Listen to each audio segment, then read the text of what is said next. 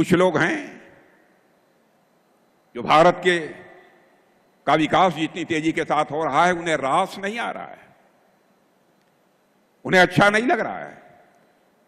सबके बास तो हम हैं, भारत कैसे इतनी तेजी के साथ बढ़ रहा है। और बहुतों के द्वारा यह कोशिश की जा रही है कुछ ऐसा किया जाए ताकि भारत में भारतवासियों के हाथों से जो चीजें तैयार होती हैं वह दुनिया के देशों में जाएं तो उन देशों में बनने वाली चीजों से वह महंगी हो जाएं, ताकि भारत की धरती पर भारतवासियों के हाथों से बनी हुई चीजें जब महंगी हो जाएंगी तो दुनिया के को लोग उसे नहीं खरीदेंगे। यह कोशिश की जा रही है।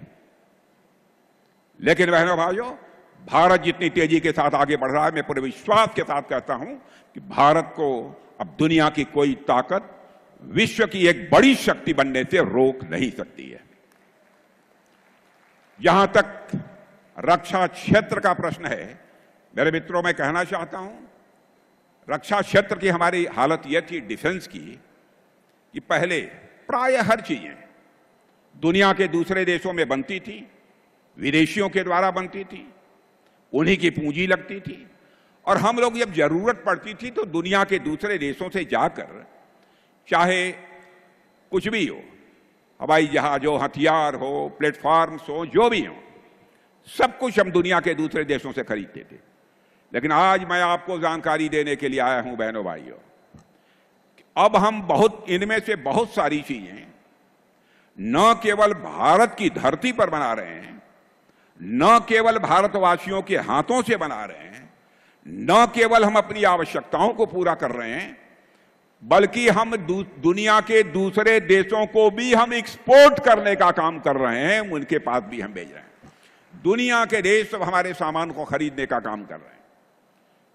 जब मोदी जी पहली बार 2014 में प्रधानमंत्री बने थे तो उस समय भारत के डिफेंस आइटम, रक्षा उत्पाद की चीजें दुनिया के देशों को केवल 600 करोड़ रुपए की एक्सपोर्ट होती थी, माने जो दुनिया के दूसरे देशों के लोग खरीदते थे।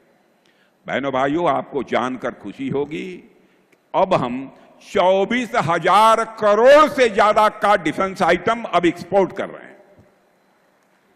यह है भारत की ताकत, यह नए भारत का यह नया रक्षा क्षेत्र है।